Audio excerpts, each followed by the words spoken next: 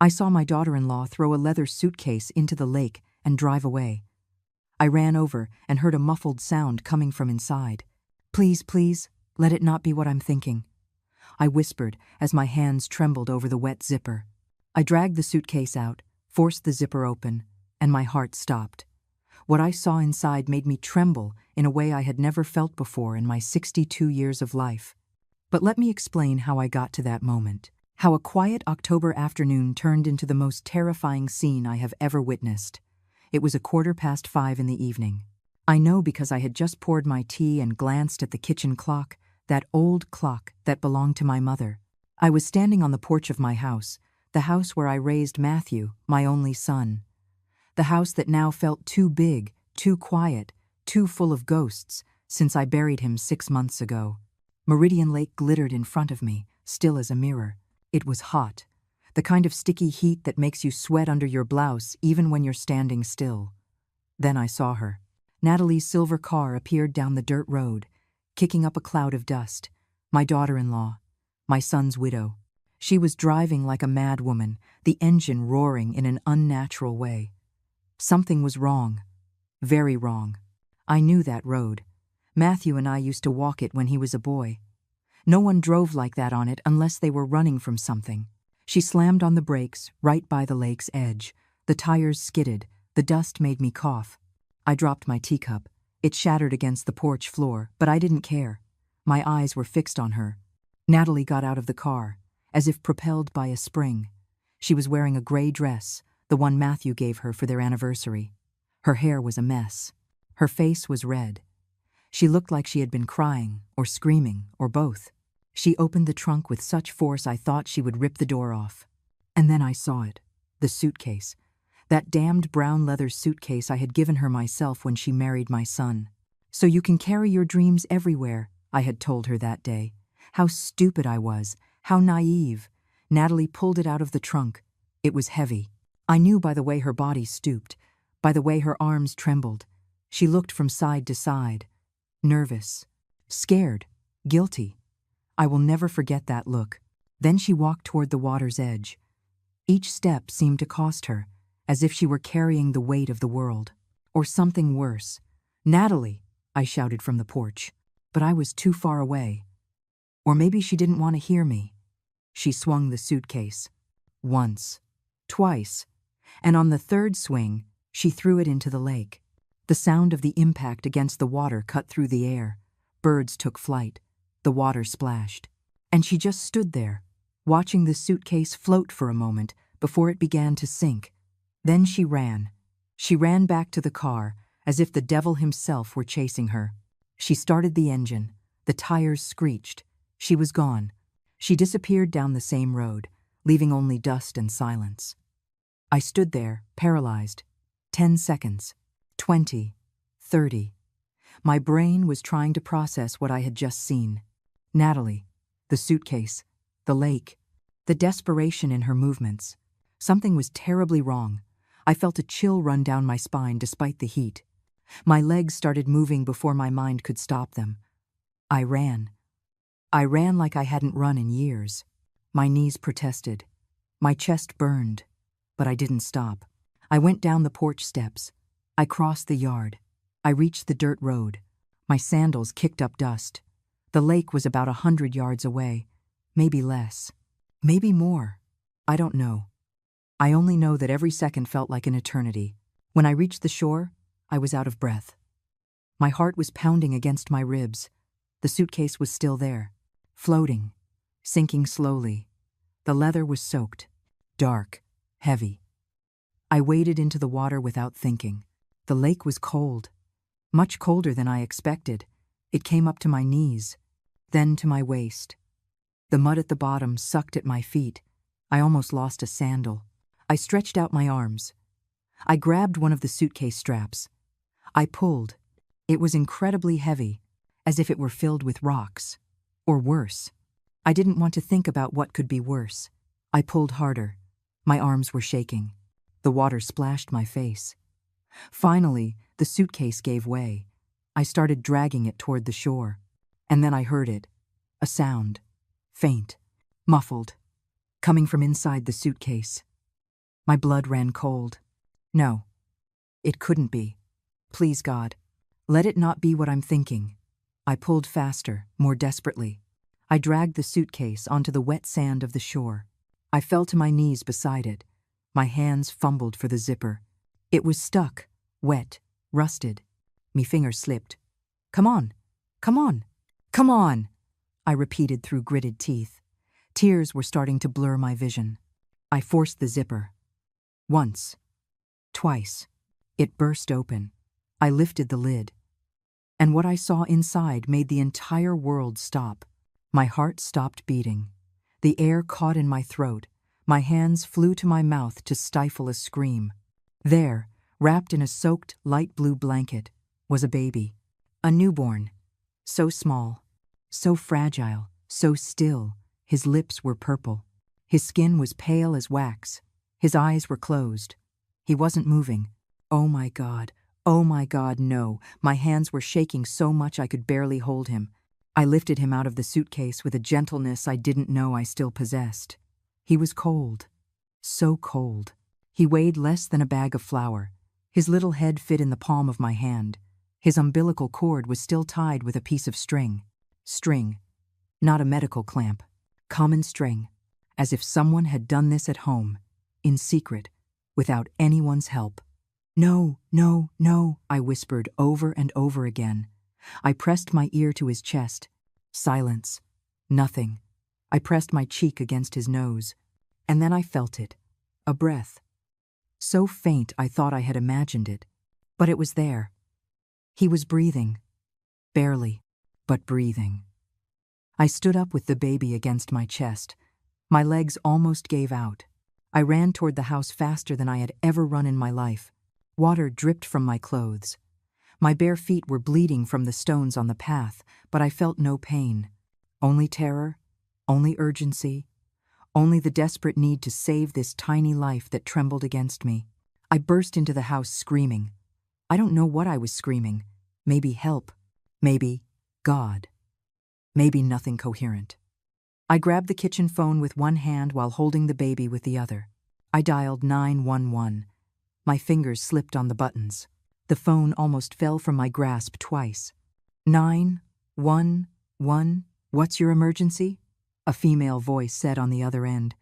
A baby, I said through sobs. I found a baby in the lake. He's not responding. He's cold. He's purple. Please, please send help. Ma'am, I need you to calm down. Tell me your address. I gave her my address. The words tumbled out. The operator asked me to put the baby on a flat surface. I cleared the kitchen table with one swipe of my arm. Everything fell to the floor. Plates, papers, nothing mattered. I placed the baby on the table. So small, so fragile, so still. Is he breathing? I asked the operator. My voice was a high-pitched shriek I didn't recognize. You tell me. Look at his chest. Is it moving? I looked. Barely. So barely. A movement so subtle I had to lean in to see it. Yes, I think so. Very little. Okay, listen to me carefully. I'm going to guide you. I need you to take a clean towel and dry the baby very carefully. Then wrap him up to keep him warm. The ambulance is on its way. I did what she said. I grabbed towels from the bathroom. I dried that tiny body with clumsy, desperate movements. Every second seemed eternal. I wrapped the baby in clean towels. I picked him up again. I cradled him against my chest. I started rocking him without realizing it, an ancient instinct I thought I had forgotten. Hang on, I whispered to him. Hang on, please. They're coming. They're coming to help you. The minutes it took for the ambulance to arrive were the longest of my life. I sat on the kitchen floor with the baby against my chest. I sang. I don't know what I sang. Maybe the same song I used to sing to Matthew when he was little. Maybe just nonsense sounds. I just needed him to know he wasn't alone. That someone was holding him. That someone wanted him to live. The sirens broke the silence. Red and white lights lit up the windows. I ran to the door. 2 paramedics rushed out of the ambulance. An older man with a gray beard and a young woman with dark hair pulled back in a ponytail. She took the baby from my arms with an efficiency that broke my heart. She checked him quickly, pulled out a stethoscope, listened. Her face showed no emotion, but I saw her shoulders tense. Severe hypothermia, possible water aspiration. We need to move now, she said to her partner. They placed him on a tiny gurney. They put an oxygen mask on him. Their hands worked fast, connecting wires, monitors, things I didn't understand. The man looked at me. Are you coming with us? It wasn't a question. I got into the ambulance. I sat on the small side seat. I couldn't stop looking at the baby, so small among all that equipment. The ambulance took off. The sirens wailed. The world blurred past the windows. How did you find him? The paramedic asked as she continued to work. In a suitcase. In the lake. I saw someone throw it in. She looked up. She stared at me. Then she looked at her partner. I saw something in her eyes. Worry. Maybe suspicion. Maybe pity. Did you see who it was? I opened my mouth. I closed my mouth. Natalie. My daughter-in-law. My son's widow. The woman who cried at Matthew's funeral as if the world had ended. The same woman who had just tried to drown a baby. How could I say that? How could I even believe it myself? Yes, I said finally. I saw who it was. We arrived at General Hospital in less than 15 minutes. The emergency room doors burst open. A dozen people in white and green scrubs surrounded the gurney. They were shouting numbers, medical terms, orders. They took the baby through a set of double doors. I tried to follow, but a nurse stopped me. Ma'am, you need to stay here. The doctors are working. We need some information. She led me to a waiting room. Cream-colored walls. Plastic chairs. The smell of disinfectant. I sat down. I was trembling from head to toe. I didn't know if it was from the cold of my wet clothes or from shock. Probably both. The nurse sat across from me. She was older than the paramedic, maybe my age. She had kind wrinkles around her eyes. She wore a name tag that said Carol. I'm going to need you to tell me everything that happened, she said in a soft voice, and I told her. Every detail. From the moment I saw Natalie's car to when I opened the suitcase. Carol took notes on a tablet. She nodded. She didn't interrupt. When I finished, she sighed deeply. The police will want to talk to you, she said. This is attempted murder. Maybe worse. Attempted murder. The words hung in the air like black birds. My daughter-in-law. My son's wife. A murderer. I couldn't process it. I couldn't understand it. Carol put her hand on mine. You did the right thing. You saved a life today. But it didn't feel like it. It felt like I had uncovered something terrible. Something I couldn't push back into the darkness. Something that would change everything forever. It was 2 hours before a doctor came out to talk to me. He was young, maybe 35. He had deep circles under his eyes and hands that smelled of antibacterial soap. The baby is stable, he said. For now. He's in the neonatal intensive care unit. He suffered severe hypothermia and aspirated water. His lungs are compromised. The next 48 hours are critical. Is he going to live? I asked. My voice sounded broken. I don't know, he said with brutal honesty. We're going to do everything we can. The police arrived half an hour later. 2 officers. A woman in her 40s with her hair in a tight bun and a younger man who took notes. The woman introduced herself as Detective Fatima Salazar. She had dark eyes that seemed to see right through lies. They asked me the same questions. Over and over again, from different angles. I described the car, the exact time, Natalie's movements, the suitcase, everything. Fatima watched me with an intensity that made me feel guilty even though I had done nothing wrong. And you're sure it was your daughter-in-law? Completely sure. Why would she do something like that? I don't know. Where is she now? I don't know. When was the last time you spoke with her before today? 3 weeks ago, on the anniversary of my son's death. And Crease. Fatima jotted something down. She exchanged a look with her partner. We're going to need you to come to the station to make a formal statement tomorrow. And you cannot contact Natalie under any circumstances. Do you understand? I nodded. What was I going to say to her anyway? Why did you try to kill a baby? Why did you throw him in the lake like trash? Why? The officers left. Carol returned with a blanket and a cup of hot tea. You should go home, get some rest, change your clothes. But I couldn't leave. I couldn't leave that baby alone in the hospital. That baby I had held against my chest, who had drawn his last breath of hope in my arms. I stayed in the waiting room. Carol brought me dry clothes from the hospital storage, scrubs, pants, and a t-shirt that was too big. I changed in the bathroom. I looked at myself in the mirror. I looked like I had aged 10 years in one afternoon. I didn't sleep that night. I sat in that plastic chair, watching the clock. Every hour, I got up and asked about the baby. The nurses gave me the same answer. Stable, critical, fighting. At 3 a.m, Father Antonio appeared, the priest from my church. Someone must have called him.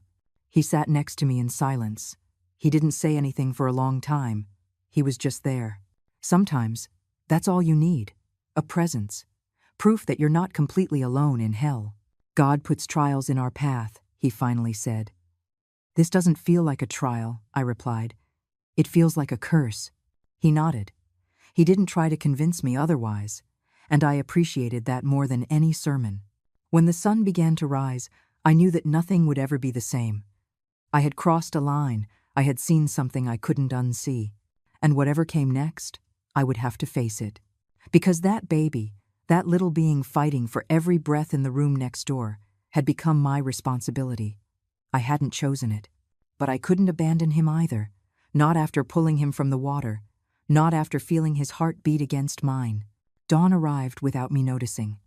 The light streamed through the waiting room windows, painting everything in a pale orange. I had spent the entire night in that plastic chair. My back protested, my eyes burned. But I couldn't leave. Every time I closed my eyes, I saw the suitcase sinking. I saw that motionless little body. I saw the purple lips. Carol appeared at 7 a.m. with coffee and a sandwich wrapped in foil. You need to eat something, she said, putting it in my hands. I wasn't hungry, but I ate anyway because she stood there waiting. The coffee was too hot and burned my tongue. The sandwich tasted like cardboard, but I swallowed. I chewed. I pretended to be a normal person, doing normal things on a normal morning. The baby is still stable, Carol said, sitting next to me. His body temperature is rising. His lungs are responding to treatment. It's a good sign. Can I see him? She shook her head. Not yet. Only immediate family. And we don't even know who the family is. Family. The word hit me like a stone. That baby had to have a family. A mother. Natalie. But she had tried to kill him. So who was the father? Where was he? Why hadn't anyone reported him missing? The questions piled up in my head with no answers. At 9, Detective Fatima arrived again. This time she was alone. She sat across from me with a folder in her hands. Her expression was hard, inquisitive. She looked at me as if I were the suspect. Eleanor, I need to ask you a few more questions, she said, opening the folder. I already told you everything I know. I know. But some inconsistencies have come up. Inconsistencies. The word hung between us like an accusation. I felt my stomach clench. What kind of inconsistencies? Fatima pulled out a photograph. She placed it on the small table between us. It was Natalie's car, but it was in a parking lot, not by the lake. This photo was taken by a security camera at a supermarket about 20 miles from here, yesterday, at 5:20 in the afternoon. 5:20, 10 minutes after I saw her by the lake. Impossible. I looked at the photo more closely. It was her car, license plate and all. But it couldn't be. There has to be a mistake, I said. I saw her. I was there. I saw her throw the suitcase. Are you completely sure it was Natalie? How close were you? I swallowed. 100 yards, maybe more. I saw her from behind most of the time. The gray dress, the dark hair, the silver car. I was sure, I said, but my voice sounded less convincing now. Fatima leaned forward. Eleanor, I need you to be honest with me. What is your relationship with Natalie? Do you get along? And there it was. The real question. The one I had been waiting for since the police showed up. Why didn't we get along? We had never gotten along. From the day Matthew introduced her to me, I knew something was wrong with her. She was too perfect, too calculating, too interested in the money Matthew made as an engineer. We're not close, I admitted. Do you blame her for your son's death? What? My voice came out too loud, too defensive. It's a simple question. Do you blame Natalie for Matthew's death? The accident. That's what everyone called it. Matthew was driving home after a dinner with Natalie. It was raining. The car skidded, crashed into a tree. Matthew died on impact. Natalie walked away with minor scratches. It always seemed strange to me. It always seemed convenient, but I never had proof. Just a heartbroken mother looking for someone to blame. I don't see what that has to do with the baby. It has everything to do with it, Fatima said, closing the folder. Because we haven't been able to locate Natalie. She's disappeared. Her house is empty. Her phone is off. And you are the only person who claims to have seen her yesterday. Her words fell on me like ice water. She was accusing me, not directly, but the insinuation was there, clear as day. She thought I had made it all up, that I had found the baby some other way and was blaming Natalie out of revenge. I didn't lie, I said through gritted teeth. I saw what I saw. Then we need to find Natalie. And fast. Because if she is that baby's mother, she's in serious danger. And if she's not, then we have an even bigger mystery on our hands. Fatima stood up. She handed me a card with her number. If you remember anything else, any detail, call me. Nawazes. She left, leaving me with more questions than answers. I sat there with the card in my hand, wondering if I was losing my mind. I had seen Natalie. I was sure of it. But now doubt was seeping in like poison. What if I had been mistaken? What if it had been someone else? What if my grief and resentment had made me see what I wanted to see? Father Antonio returned at noon. He held a rosary in his hands. Shall we pray? He asked. I'm not very religious. I never have been. But in that moment, I needed something bigger than myself. Something to tell me I wasn't alone in this. I nodded. We prayed together in low voices. The familiar words calmed me, even though I didn't understand how they worked. When we finished, I felt a little less broken. The police think I'm lying, I told him. The truth always comes to light, he replied, even if it takes time. But we didn't have time. That baby was fighting for his life. And somewhere, Natalie was hiding, or running, or planning her next move. At 3 p.m, a different doctor came to see me. It was a woman this time, older, with thick glasses and a serious expression. We need your consent to run some tests on the baby, she said. I'm not family. We know, but you're the only responsible person right now. Social services is on their way, but in the meantime, we need to act. The baby needs blood work. We need to know if he has any medical conditions, if he was exposed to drugs, if he has injuries we haven't detected. I signed the papers. I didn't even read them completely. I just wanted them to do whatever was necessary to save him. 2 hours later, a woman from Child Protective Services appeared. The social worker. She was young. Too young for that job, I thought. Maybe 25. Short hair, gray suit. A professional smile that didn't reach her eyes. Mrs. Eleanor, she said, sitting next to me. I need to ask you some questions about your situation. I understand you found the baby. The story again. The questions again. But this woman was different. She didn't look at me with suspicion. She looked at me with pity, which was worse, somehow. Do you live alone? She asked. Yes. Do you have a stable income? I have my late husband's pension. And some savings. Criminal record? No. Mental health issues? Depression? Anxiety? He hesitated. After Matthew died, I took antidepressants for 3 months. My doctor said it was normal. That grief sometimes needs chemical help. I stopped taking them when I started to feel better. I had depression after my son's death, I admitted. But it's over now. The social worker wrote something down. I couldn't see what. The baby will need a temporary home when he's released from the hospital, she said. If he's released, social services will look for certified foster families. In the meantime, he will remain in the custody of the state. Custody of the state. Those words broke something inside me. That baby I had held against my chest, who had breathed his first breath of life in my arms, was going to be handed over to strangers, to a system, to people who would see him as just another case, just another number. What if I wanted? The words came out before I could stop them. What if I wanted to take care of him? The social worker looked at me, surprised, then skeptical. Mrs. Eleanor, you are 62 years old. You are not a certified foster parent. You have no legal relationship to the baby, and you are involved in an active criminal investigation. I didn't do anything wrong. I saved his life. I know, but the system has protocols. The child's best interest comes first, and frankly, your age and your recent emotional situation are factors we have to consider. I felt like I had been slapped. Too old, too unstable, too damaged. Maybe she was right. Maybe it was crazy to even think about it. But when I closed my eyes, all I saw was that fragile little body, and I knew that no one else in the world would love him like I could. That night, I went home for the first time in 36 hours. Carol convinced me. She said I needed to shower, sleep in a real bed, that the baby would be fine, that they would call me if anything changed. I drove home as the sun set. The lake glittered to my right. I stopped at the same spot where I had seen Natalie, where I had pulled out the suitcase. I got out of the car. I walked to the shore. The suitcase was gone. The police had taken it as evidence. But I could see exactly where it had been. I could see my own footprints in the dried mud.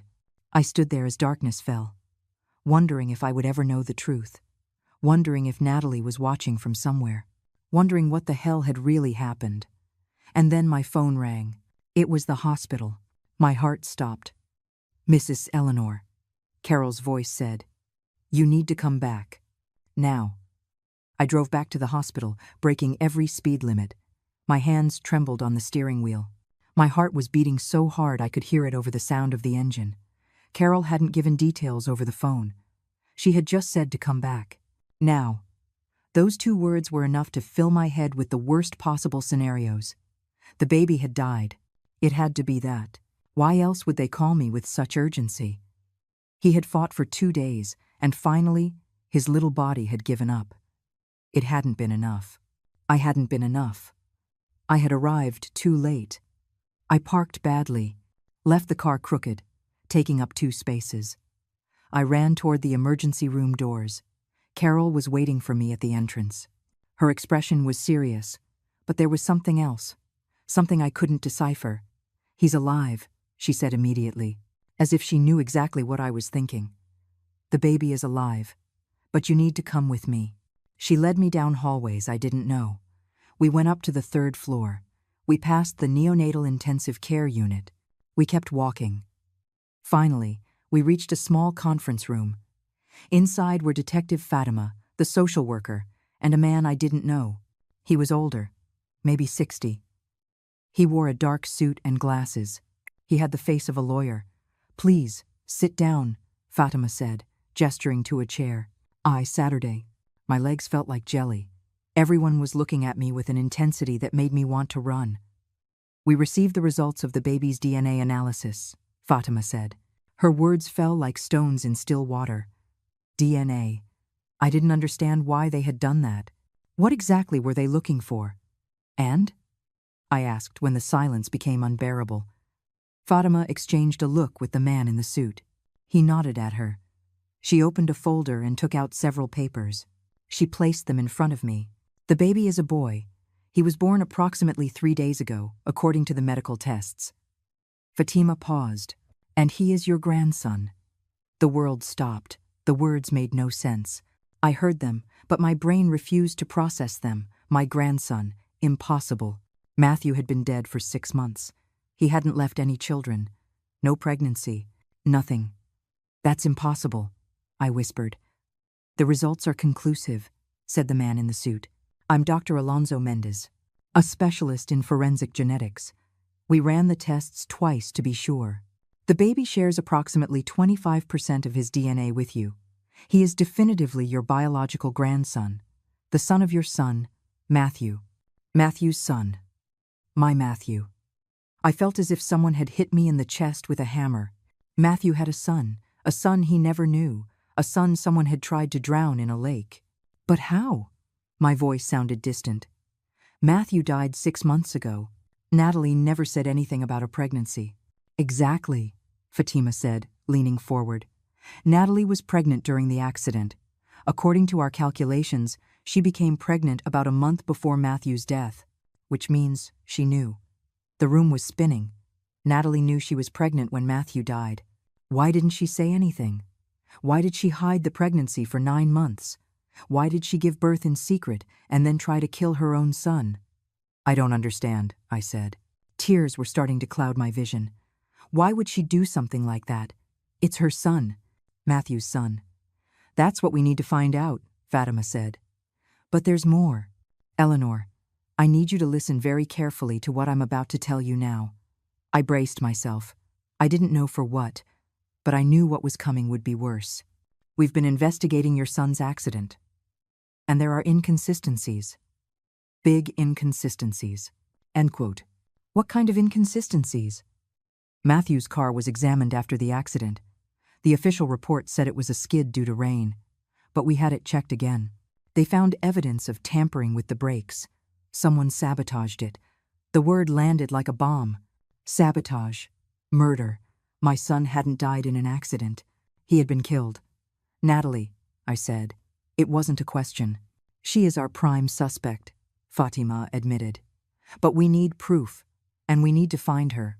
She has completely disappeared. She hasn't used her phone. She hasn't touched her bank accounts.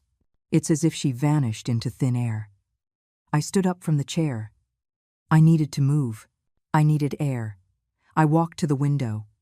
Outside, the city glowed with millions of lights. Normal life, normal people. While I was trapped in this nightmare, my son, I whispered against the glass, my baby.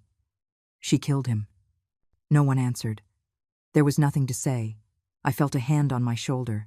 It was the social worker. There's something else you need to know, she said softly. About the baby, about his future. I turned around.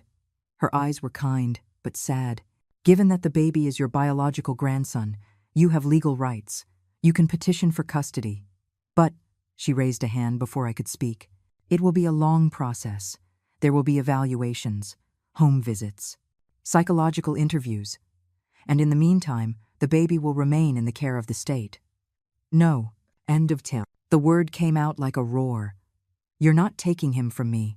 He's all I have left of Matthew. He's my grandson, my blood.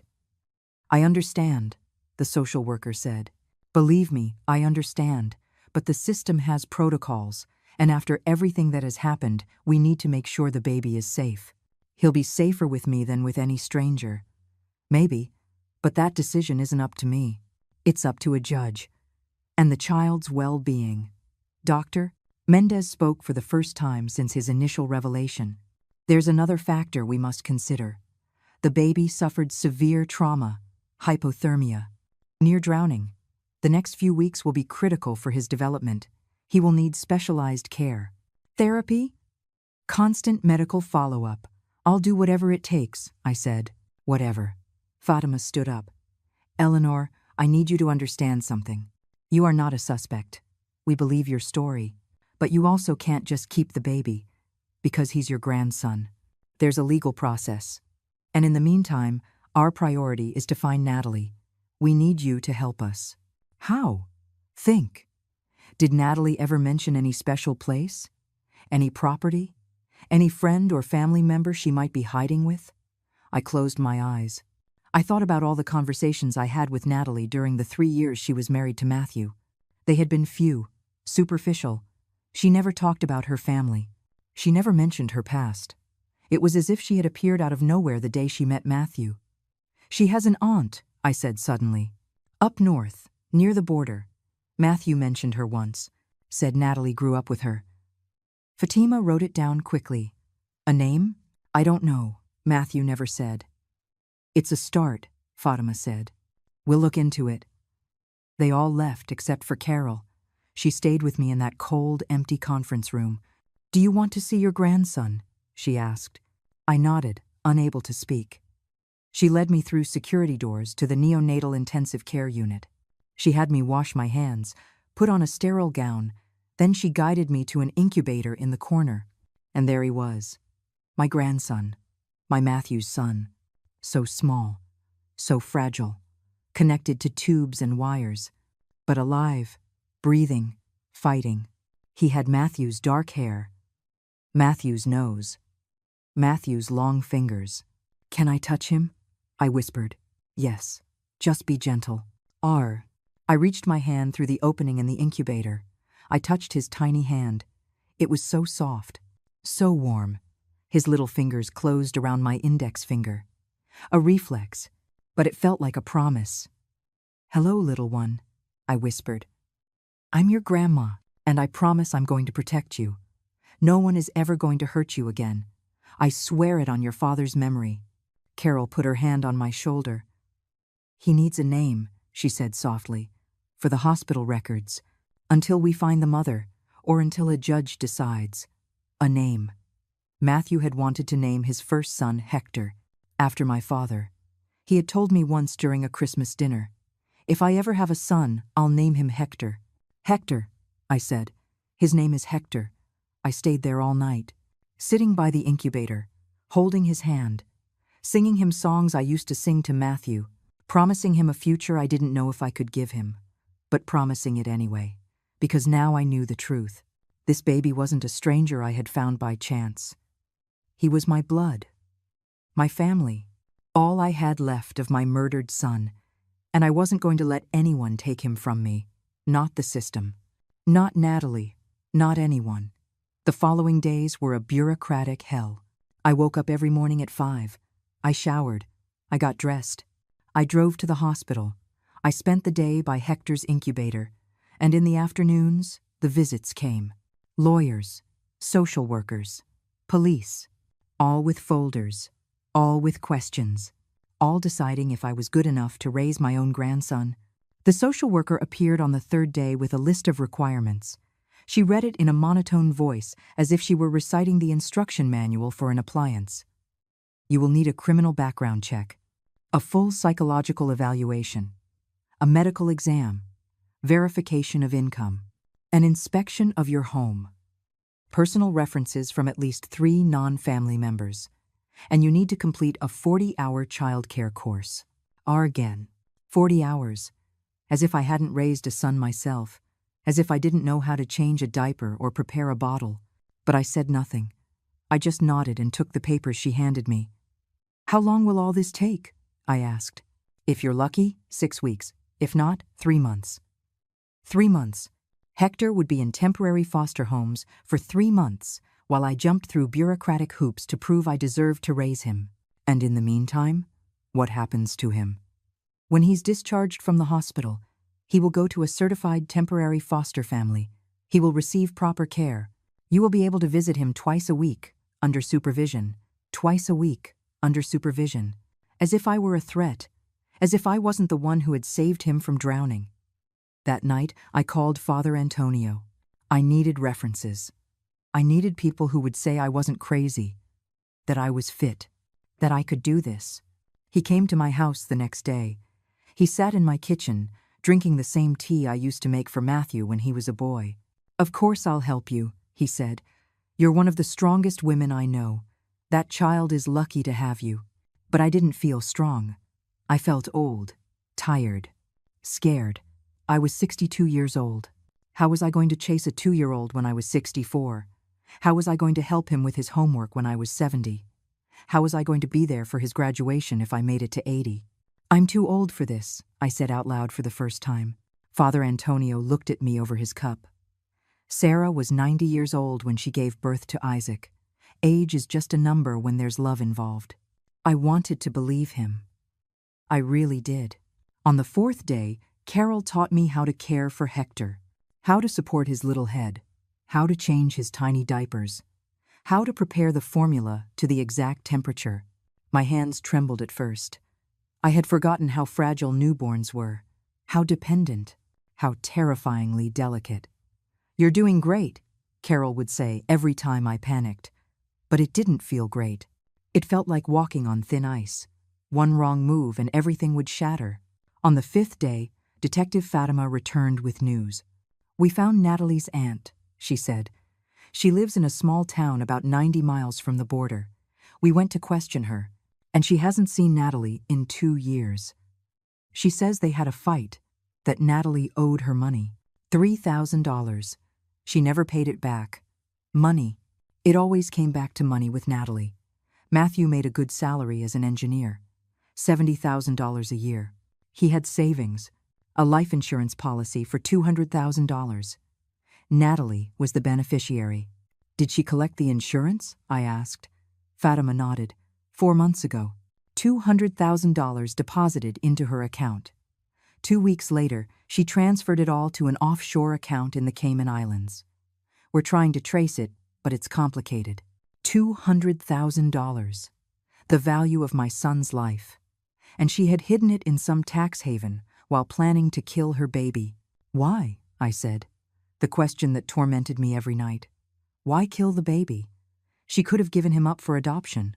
She could have left him at a hospital. Why try to drown him? Fatima was quiet for a long moment. "There's a theory," she said finally. "We've been looking into Matthew's finances. We found something interesting. 2 weeks before he died, he changed his will. He left everything to his future children. Not to Natalie, to his children. The air left my lungs. Matthew knew. Somehow, he knew Natalie was pregnant, and he changed his will to protect his child. She killed him for money," I whispered. "That's what we believe. And then she found out the money would go to the baby if he was born alive. So she decided to eliminate him too. The sheer evil of it left me speechless. She had killed my son. She had carried the pregnancy to term. She had given birth alone. And then she had tried to drown her own baby. All for money. Do you have enough to arrest her?" "When we find her, yes. But she's still missing. She's smart. She knows we're looking for her." The days turned into weeks. Hector grew stronger. The doctors removed the tubes one by one. He started breathing on his own, feeding on his own, crying with strong, healthy lungs. He was a medical miracle, according to the doctors. No baby who had been through what he had should be doing so well. But I knew it was more than medicine. It was willpower. It was Matthew's spirit living in that little body, fighting, surviving, refusing to give up. I completed all the requirements. The background check came back clean. The medical exam showed I was healthy for my age. The psychological evaluation was harder. A young woman with glasses asked me questions for 3 hours. "How did you handle your son's death? How do you feel about Natalie? Are you trying to replace Matthew with this baby?" That last question angered me. "I'm not replacing anyone. I'm saving my grandson. It's different." She wrote something down. I didn't know if it was good or bad. The home inspection was humiliating. 2 women checked every corner. They opened closets, checked the refrigerator, measured the windows to see if they were safe. They counted the smoke detectors. They asked about my emergency fire plan. "You'll need a certified crib, a changing table, safety gates on all the stairs, locks on the cabinets, outlet protectors." I spent $1,200 on baby gear. My pension barely covered my basic expenses. I had to use my savings. But I didn't care. Hector was worth it. The childcare course was the worst. 15 young mothers and me. They all looked at me like I was the confused grandmother who had wandered into the wrong class. The instructor was 25. She explained things I already knew with insulting slowness. Babies need to eat every 3 hours. Babies cry when they're hungry or wet. Never shake a baby. I nodded and took notes, even though I wanted to scream that I had raised a son to adulthood, that I knew exactly what I was doing, but I needed that certificate. So I swallowed my pride and pretended to learn. 6 weeks after finding Hector in the lake, the social worker appeared at the hospital with a small smile. "You've completed all the requirements," she said. "The judge will review your case next week. If all goes well, you could have temporary custody in 2 weeks." 2 weeks. After 42 days of bureaucratic hell, I could finally take my grandson home. But that same night, when everything seemed to be getting better, my phone rang. It was Fatima. Her voice sounded tense. "Eleanor, I need you to come to the station. Now. We found something. Something about Matthew that you need to see. I arrived at the police station with my stomach in a knot. Fatima was waiting for me at the entrance. Her face was more serious than usual. She led me through narrow hallways to an interrogation room. On the table was a cardboard box. Inside, I recognized Matthew's belongings. His wallet, his watch, his broken phone, the things they returned to me after the accident. "What is this?" I asked. "We finally managed to unlock his phone," Fatima said. "Our tech worked on it for weeks, and we found something." She pulled out a manila envelope. She opened it and spread several printed sheets on the table. They were screenshots of text messages between Matthew and Natalie, dated 2 weeks before his death. I read the first one. It was from Matthew to Natalie. "We need to talk. I know about the baby." Natalie's reply. "I don't know what you're talking about." Matthew again. "I found the pregnancy test in the bathroom. Why didn't you tell me?" A 3-hour silence. Then Natalie. "I wasn't ready to tell you. I was scared." "Scared of what?" "I'm your husband. We're going to be parents." "This is wonderful." Another silence. Then, "I don't want to have it." I felt like I had been punched. I kept reading. My hands were shaking. "Matthew, what do you mean you don't want to have it?" Natalie. "I'm not ready. I don't want to be a mother. I want to travel, to live, not be tied down to a baby. It's our child. It's a mistake. Don't say that, please. We can make it work. I'll help you. My mom will help us. And I don't want help. I want my life back." The messages became more intense. Matthew pleading, Natalie resisting, until I reached the last exchange. The day before the accident. "Matthew, I spoke with a lawyer. If you decide not to have the baby, I'm filing for divorce. And if you have him and don't want to raise him, I'll fight for full custody. I'm not going to let you hurt my child. Natalie, you're going to regret this." Matthew, "Is that a threat?" There was no reply. The next day, Matthew was dead. I dropped the papers. Tears streamed down my cheeks uncontrollably. "She killed him," I said. "She killed him because he was going to protect the baby." "That's what we believe," Fatima said. "And there's more. We checked Natalie's phone calls from that week. She made 3 calls to a freelance mechanic, Carlos Medina. We brought him in for questioning. And what did he say? Nothing at first, but when we showed him evidence of the bank transfers Natalie made to him $2,000 the day before the accident, he started talking. He admitted that she paid him to sabotage the brakes on Matthew's car. I felt sick. I had to sit down. Natalie had planned everything. She had hired someone to kill my son, and she had made it look like an accident. Why would Carlos do something like that? Debts. He gambled. He owed $15,000 to dangerous people. Natalie offered him $2,000 up front and $3,000 more later. He took it. Now he's under arrest as an accomplice to murder. And Natalie? We have a warrant for her arrest, for first-degree murder and attempted murder. But we still haven't found her. It's like she's a ghost. I sat in that cold room, processing everything. My son had died trying to protect his baby, and that baby was now in the hospital, fighting for his life because his own mother had tried to kill him too.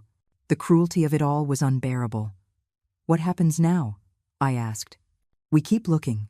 We have her picture in every airport, at every border. Alerts out to hospitals in case she tries to change her appearance. Someone will recognize her eventually. No one disappears forever." But I wasn't so sure. Natalie had proven to be smarter and colder than I ever imagined. If she had planned Matthew's murder in such detail, she probably had an equally elaborate escape plan. I went back to the hospital that night. I sat by Hector's incubator. I watched him sleep. So innocent, so oblivious to all the horror surrounding him. He had cost his father his life simply by existing. His mother had tried to kill him, and I was all he had between him and a system that would see him as just another file. "Your dad loved you," I whispered to him. "He died protecting you, and I'm going to finish what he started. I promise you." Carol appeared with coffee. She sat with me in silence for a while. "I heard about the messages," she finally said. "I'm so sorry." "I didn't know Matthew could be so strong," I said. He was always gentle, kind, but in those messages, he was a warrior, willing to fight for his son. Love does that. It makes you stronger than you thought possible. She was right. I was feeling it myself. I had never considered myself particularly strong, but now I was fighting the system, fighting time, fighting a fugitive murderer, all for this baby. The next few days were about preparation. I turned Matthew's room into a room for Hector. I took down the rock band posters, the soccer trophies, the college photos. I painted the walls a soft yellow. I installed the new crib, the changing table, the musical mobile that played lullabies. It was painful to dismantle my son's sanctuary, but necessary. Matthew was gone. Hector was alive, and he needed a space to grow. Father Antonio came to bless the room. He sprinkled holy water in the corners.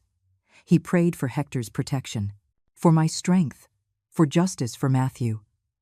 God has a plan, he said, even if we don't always understand it. What kind of plan includes killing a good man and nearly drowning a baby? I asked bitterly. The kind of plan that turns evil into redemption. Natalie wanted to destroy this family. But look at it. Matthew left a legacy. You found a new purpose. That baby survived against all odds. Evil didn't win. Love won. I wanted to believe him. Some days I could. Other days I only saw darkness. The hearing with the judge was scheduled for a Tuesday. I dressed in my best suit, the same one I wore to Matthew's funeral. The social worker accompanied me. We entered a small courtroom. The judge was a woman in her 50s, gray hair pulled back, a stern but not unkind expression. She reviewed all my papers, the certificates, the references, the evaluations, the home inspection report. She read every page with painstaking attention. Finally, she looked up. "Mrs. Eleanor," she said, "I have reviewed your case carefully. It is highly unusual. A 62-year-old woman applying for custody of a newborn, but it is also unusual for a grandmother to save her grandson from drowning." My heart was beating so hard I was sure everyone could hear it. "I have spoken with the hospital, with the social workers, with your references, and they all say the same thing, that you are dedicated, loving, capable, that baby was lucky you were there that day." I felt tears forming but held them back. "I have also read about the criminal case, about the suspicion that the baby's mother murdered his father and then tried to kill the baby. It is horrific, unthinkable. That child needs stability. He needs love. He needs someone to protect him." A pause, long, endless. "Therefore, I am granting temporary custody to Eleanor for a period of 6 months. During that time, there will be monthly visits from social services, progress evaluations, and at the end of the 6 months, we will review whether the custody becomes permanent. Congratulations, Grandma." The gavel struck, and suddenly I could breathe again. I cried. Right there in the courtroom. I cried from relief, from gratitude, from fear, from everything. The social worker hugged me. "You did it," she whispered. "You're going to be able to take him home." 3 days later, 6 weeks after pulling him from the lake, I took Hector home. Carol helped me install him in the car seat. She explained everything again. How to hold him, how to feed him, how to spot signs of trouble. "He's going to be fine," she said, "and I'm just a phone call away if you need me." I drove home at 20 miles per hour. Every bump terrified me. Every car that got too close seemed like a threat. But we made it, safe and sound. I walked into the house with Hector in my arms. I took him to his room. I laid him in his crib. He looked so small in that space, so vulnerable. But he was breathing. He was alive. He was safe. For now, the first few weeks with Hector at home were the hardest of my life. I had forgotten how exhausting it is to care for a newborn. The sleepless nights, the unexplained crying, the constant panic that I was doing something wrong. At 30, I had raised Matthew with youthful energy. At 62, every sleepless night left me shattered. But there were also moments of pure magic. When Hector would grab my finger with his tiny hand. When he would stop crying at the sound of my voice. When he would open those dark little eyes that were identical to Matthew's and look at me as if I were his entire world. In those moments, I knew every second of exhaustion was worth it. Carol came 3 times a week. She taught me tricks I had forgotten. How to get him to burp easier, how to swaddle him tightly so he would sleep better, how to read his different cries. She became more than a nurse. She became a friend, a lifesaver. "You're doing an amazing job," she would tell me every time. But I didn't feel amazing. I felt terrified. Every strange noise in the night made me jump. Every car that drove slowly past my house made me nervous. Natalie was still free, somewhere, and even though the police said she had probably fled the country, I couldn't shake the feeling that she was close, watching, waiting. I installed new locks on all the doors, security cameras on the porch, an alarm connected directly to the police. I spent another $800 I didn't have. But Hector's safety was priceless. One night, 3 weeks after bringing him home, I found something. I was organizing Matthew's things that I had stored in boxes. His clothes, his books, his papers. At the bottom of one box I found a journal. Brown leather, worn. I didn't know Matthew kept a journal. I opened it with trembling hands. The first few pages were from years ago. Thoughts about his job, about his friends, nothing important. But then I got to the entries from the last year, the year he met Natalie. "I met someone today." An entry from 4 years ago read, "Her name is Natalie. She's beautiful, smart, mysterious. There's something about her I can't figure out. She intrigues me." I kept reading. The entries about Natalie became more frequent. Matthew was in love, completely captivated. But there were also doubts. Sometimes I feel like I don't really know her. She never talks about her family. When I ask, she changes the subject. It's like her life started the day we met. Another entry. I found Natalie going through my bank statements. She said she was just curious. But something felt wrong. Why would she check that without asking first? And then the one that chilled my blood, dated 1 month before his death. "Natalie is pregnant. I found the test, but when I confronted her, she got furious. She said she doesn't want to have it, that it will ruin her life." How can she say that? It's our child. I changed my will today. Everything will go to the baby. I don't trust Natalie with money. Not after seeing how she spends. The $500 shoes. The $1,000 purses. She always wants more. But a baby isn't an accessory. It's a life. And I'm going to protect it, no matter the cost. Tears fell on the pages, smudging the ink. Matthew knew. He knew something was wrong with Natalie. He knew that money was the only thing that mattered to her. And he had taken steps to protect his child. Steps that cost him his life. The last entry was from the day he died. "Natalie threatened me today. She said I would regret pressuring her about the baby. I don't know what that means, but it scares me. I'm going to talk to Mom tomorrow. Tell her everything. Maybe she can help me understand what to do. I just know I can't let Natalie hurt our child. I will protect him. Always." He never got the chance to talk to me. He died that night. And I never knew he needed help. That he was scared. That he had seen the danger coming, but not fast enough. "I'm sorry," I whispered to the journal. "I'm so sorry, my love. I should have noticed. I should have seen that something was wrong. But I couldn't change the past. I could only protect the future." I took the journal to Fatima the next day. She read the whole thing. Her jaw tightened with every page. "This is crucial evidence," she said. "It shows premeditation. It shows motive. When we find Natalie, this will sink her." "When will you find her?" I asked. "It's been almost 2 months." Fatima sighed. "We're doing everything we can. But she's smart. She probably used fake documents to leave the country. She could be anywhere." But 3 days later, everything changed. I was feeding Hector when my phone rang. It was an unknown number. I normally didn't answer. But something made me pick up. "Hello?" I said. Silence. Breathing. Then a voice I recognized immediately. "Eleanor." "Natalie." My blood ran cold. I almost dropped Hector. I looked around the room as if she could be hiding in the shadows. "Where are you?" I managed to say. "It doesn't matter where I am. What matters is that I have something you want, and you have something I want. You have nothing I want. I have the truth about what really happened to Matthew, about why I did what I did. I bet you want to know. I already know the truth. I read Matthew's journal. I know you killed him for money. I know you're a monster. A cold laugh. Humorless. A monster. So dramatic. You don't know anything, Eleanor. Matthew wasn't the saint you think he was. Don't you dare, I roared. Don't you dare speak ill of my son. Okay, so you're going to call the police. Go ahead. By the time they trace this call, I'll be gone. I use burner phones. I'm not stupid.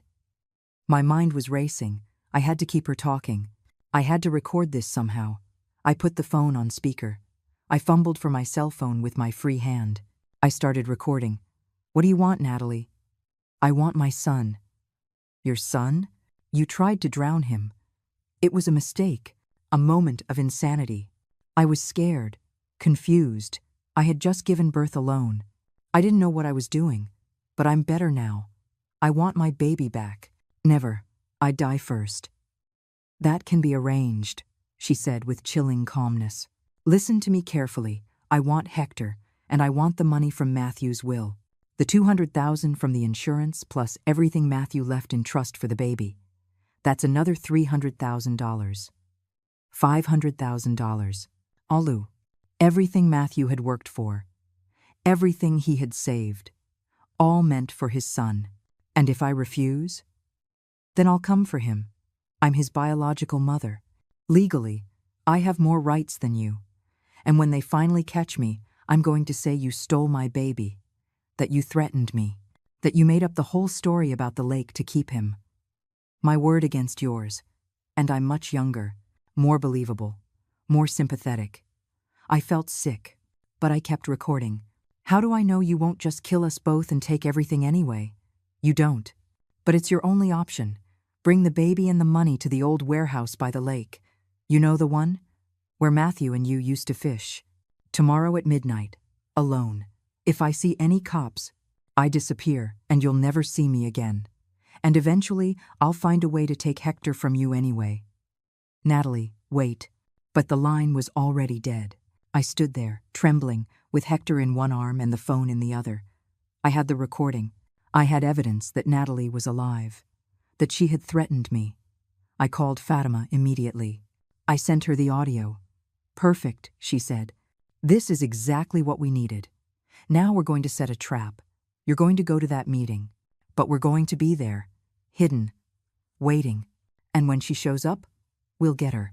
What if something goes wrong? What if she sees me with police and runs again? She won't see us, I promise you. I'll have snipers in position, teams in the shadows. She's not getting away this time.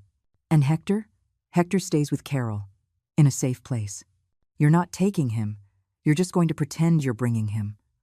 I nodded, though she couldn't see me. One more day. I just had to survive one more day, and then Natalie would finally face justice. For Matthew. For Hector. For all the pain she had caused. That night, I didn't sleep. I stayed up watching Hector sleep, memorizing every detail of his face, just in case. Just in case something went wrong. Just in case I didn't see him again. Your dad loved you, I whispered. And I love you. And tomorrow, we're going to make sure you're safe forever. The next day passed in slow motion. Every minute felt like an hour. Every hour like an eternity. At 9 a.m, Carol came for Hector. I packed for him as if he were going away for a week, even though I hoped to have him back in hours. Diapers. Formula. Extra clothes. His favorite blanket. My hands trembled as I put each item in the bag. He'll be perfectly fine with me, Carol said, taking Hector in her arms. I have his number. The police have my address. No one is going to touch him. I promise. I kissed her on the forehead. Then I kissed Hector. His soft skin smelled of baby lotion and hope. I love you, little one, I whispered. Grandma will be back soon. I watched them go. Carol's car disappeared down the street, and I felt as if a part of my soul was being torn away. But it was necessary. Hector had to be far away. Safe. just in case things went wrong. Fatima arrived at 2 in the afternoon with 3 other officers, 2 men and a woman, all in plain clothes, all armed. They turned my living room into an operations center, laptops, radios, maps of the area around the warehouse. "Let's review the plan again," Fatima said, unfolding a map on my dining table. "The warehouse is here, abandoned for 5 years. It has 3 entrances, front, side, and back. We'll have teams covering all 3. You go in the front at midnight exactly." She pointed to spots on the map with a red marker. "Snipers here and here, on the roofs of the adjacent buildings. They'll have a clear view of the inside through the broken windows. Assault teams here at the back, ready to go in the moment we have visual confirmation of Natalie." "And what do I do exactly?" I asked. My voice sounded calmer than I felt. "You go in. You talk to her. You keep her talking. We need her to confess. To admit she killed Matthew, that she tried to kill Hector. You'll be wearing a wire. We'll record everything." One of the officers, a tall man in his 30s, pulled out a small device the size of a button. "This goes on your clothes. Here," he said, pointing just below my collar. "It transmits everything in real time. It also has a panic button. If you press this 3 times in a row, we move in immediately, no matter what." He showed me how it worked. I practiced pressing it. 3 quick taps. My life would depend on remembering that. "What if she asks me to show her the baby?" "You tell her he's in the car. That you want to talk first. That you want to understand why she did what she did. Appeal to her ego. People like Natalie love to talk about themselves. Let her brag about how smart she was." We spent the next few hours going over every detail, every possible scenario. What to do if Natalie was armed? What to do if she wasn't alone? What to do if something went wrong? My head was spinning with information. At 8 in the evening, they made me eat. A ham sandwich that tasted like cardboard, but I swallowed every bite. I needed energy. I needed to be alert. At 10, they fitted me with the wire. They tested the audio over and over. They had me say phrases. Count to 10. Shout.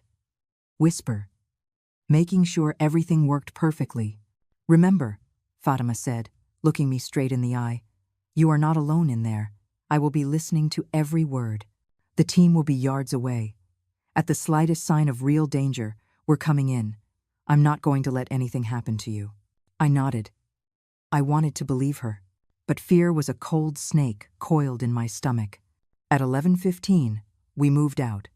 I drove my own car. Fatima was in the passenger seat, crouched down so she couldn't be seen from outside. The other teams were already in position. She informed me over the radio. "Snipers in position, rear team ready, perimeter secure." We arrived at the warehouse at 11:40. It was exactly as I remembered it. Old, decrepit, broken windows, graffiti-covered walls. Matthew and I used to come here when he was a boy. We fished off the dock behind it. Simpler times. Happier times. Fatima got out of the car in a blind spot from Natalie's imaginary cameras. She disappeared into the shadows. I was alone. I looked at the clock.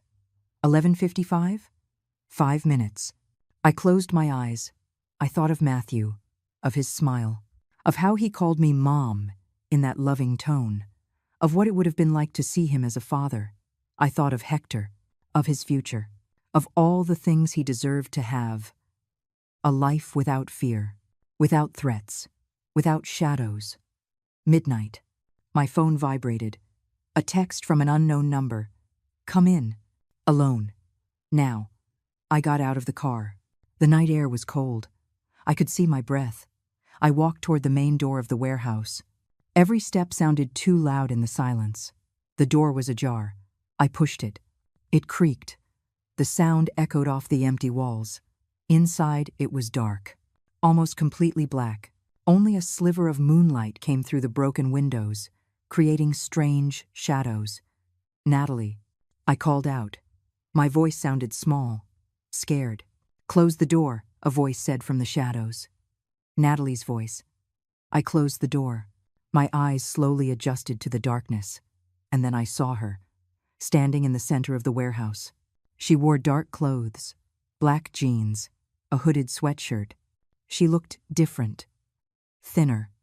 Her hair was short, dyed blonde, but it was her. "You came," she said. She sounded almost surprised. "You said you wanted to talk." I said I wanted my son and the money. "Where are they?" "First, I want answers. I want to know why. Why did you try to kill Hector?" She laughed. That same cold sound I had heard on the phone. "Why do you think, Eleanor? For the money." It was always about the money. "Matthew loved you. He gave you everything." Matthew was a romantic idiot. He talked about love and family and the future. I wanted freedom. I wanted to travel, to live, not be tied to a house and a crying baby. "So why did you marry him?" "Because he was an engineer. He made good money. He had savings. He had life insurance. He was an investment. I was going to wait 5 years. Divorce him. Take half of everything. But then I got pregnant, and it ruined my plan." Her words were poison. Each one burned me. "You told him you didn't want the baby." Of course I didn't want it. But Matthew became impossible. He changed his will. Everything for the baby. So I had to adapt. If Matthew died while I was pregnant, I'd collect the insurance, but the baby would inherit the rest. So the solution was simple. Kill Matthew. Have the baby. Kill him too. Keep everything. She was confessing. Everything. Every word recorded, transmitted. The police were listening. But I needed more. "You hired Carlos to sabotage the brakes. $2,000. A bargain, considering I got $200,000 from the insurance. Best investment of my life. And the baby? Your own son. He was an obstacle, nothing more. I gave birth alone in a cabin I rented with cash. No one knew I was pregnant. I wore baggy clothes. I avoided people. When he was born, I thought about just leaving him somewhere. But then I remembered the lake, where you and Matthew used to go. It seemed poetic, ending everything where your little family tradition began. I felt sick.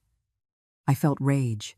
I felt all the hate in the world concentrated on this woman standing in front of me. But you failed. I saved him. Yes, that was annoying. But it doesn't matter, because now I'm going to finish the job. Where is Hector, Eleanor? I'm not giving him to you. It wasn't a question. And then I saw the gun. She pulled it from her sweatshirt. Small, black, pointed directly at my chest. Last chance. Where is my son? I pressed the panic button. Once, twice, 3 times. You are never going to touch him, I said. Her finger moved to the trigger. Everything seemed to move in slow motion. I saw the flash. I heard the shot. I felt something hit my shoulder. Hot, burning. I fell backward. And then the warehouse exploded into motion. The doors burst open. Blinding lights. Voices shouting. Police! Drop the weapon! On the ground! Now! I saw Natalie turn.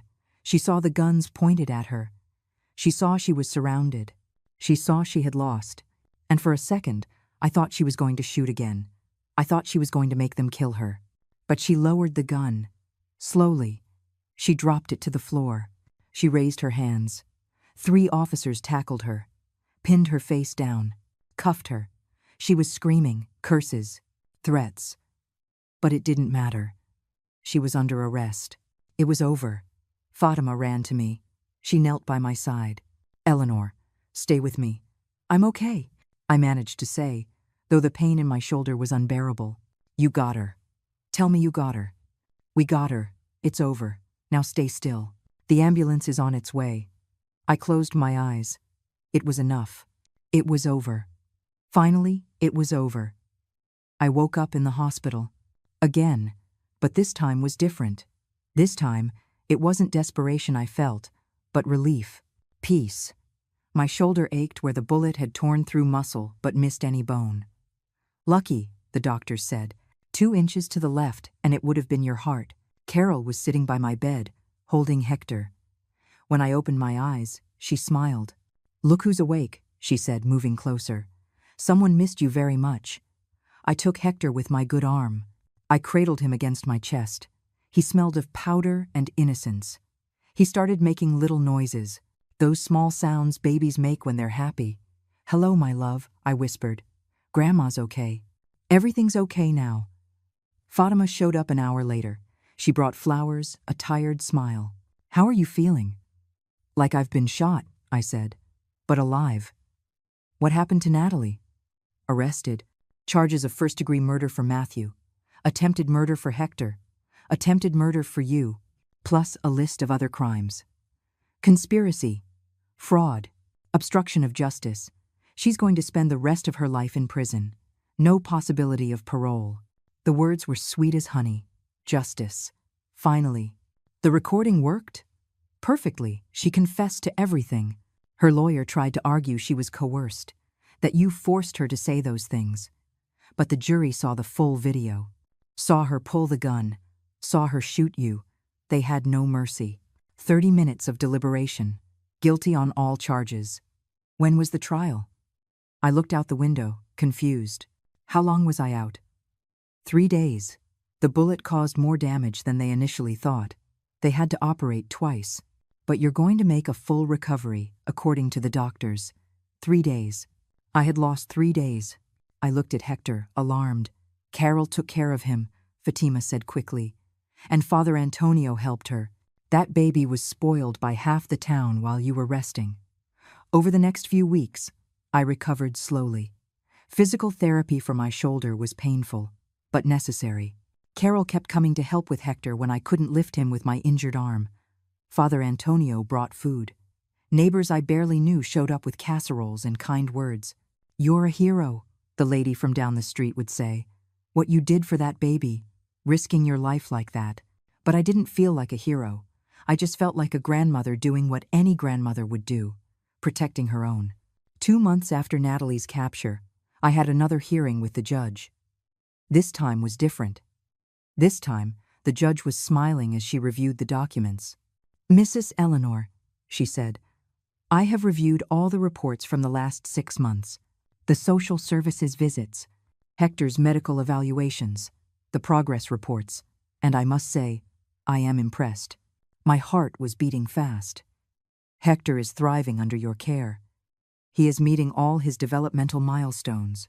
He is healthy, happy, loved, and you have proven to be more than capable, despite the challenges. Thank you, Your Honor.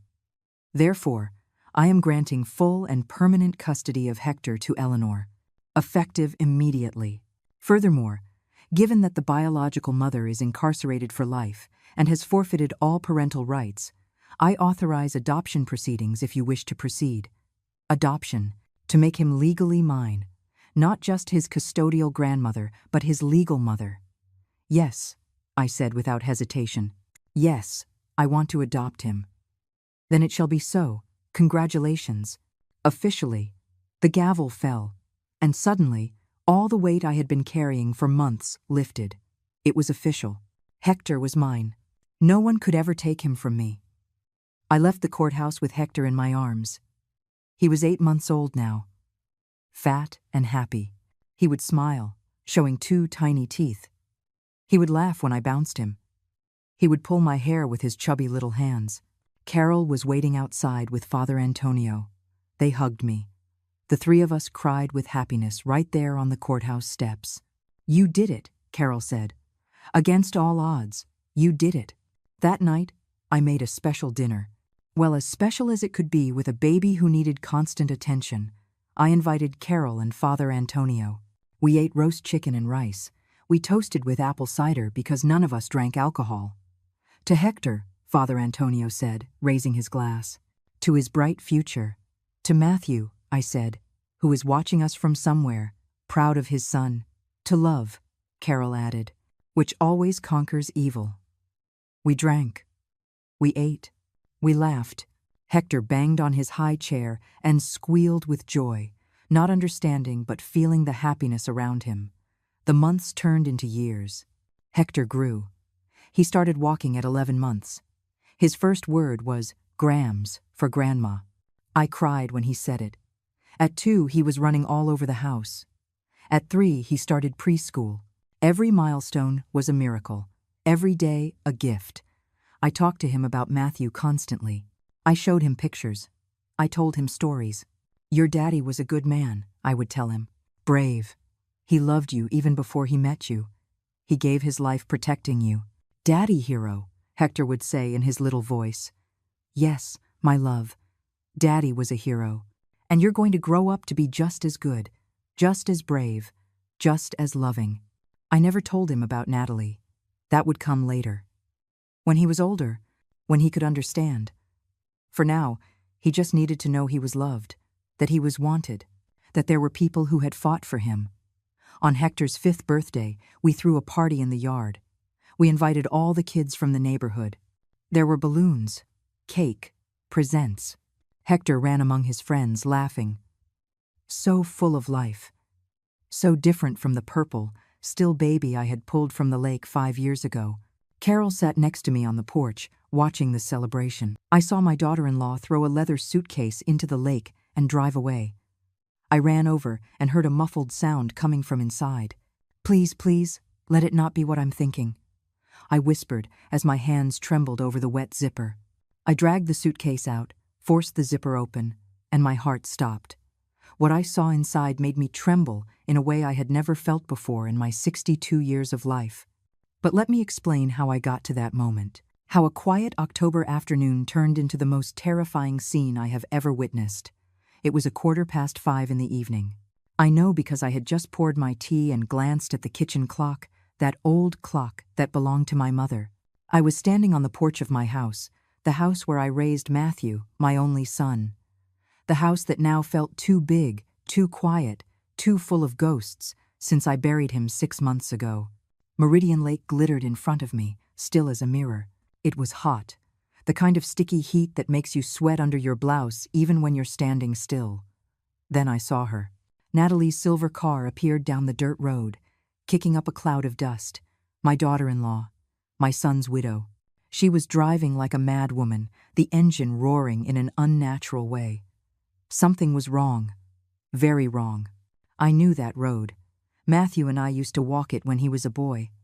No one drove like that on it unless they were running from something. She slammed on the brakes right by the lake's edge. The tires skidded. The dust made me cough. I dropped my teacup. It shattered against the porch floor, but I didn't care. My eyes were fixed on her. Natalie got out of the car, as if propelled by a spring. She was wearing a gray dress, the one Matthew gave her for their anniversary. Her hair was a mess. Her face was red. She looked like she had been crying, or screaming, or both. She opened the trunk with such force I thought she would rip the door off. And then I saw it, the suitcase. That damned brown leather suitcase I had given her myself when she married my son. So you can carry your dreams everywhere, I had told her that day. How stupid I was, how naive. Natalie pulled it out of the trunk. It was heavy. I knew by the way her body stooped, by the way her arms trembled. She looked from side to side, nervous, scared, guilty. I will never forget that look. Then she walked toward the water's edge. Each step seemed to cost her, as if she were carrying the weight of the world. Or something worse. Natalie, I shouted from the porch, but I was too far away. Or maybe she didn't want to hear me. She swung the suitcase. Once, twice, and on the third swing, she threw it into the lake. The sound of the impact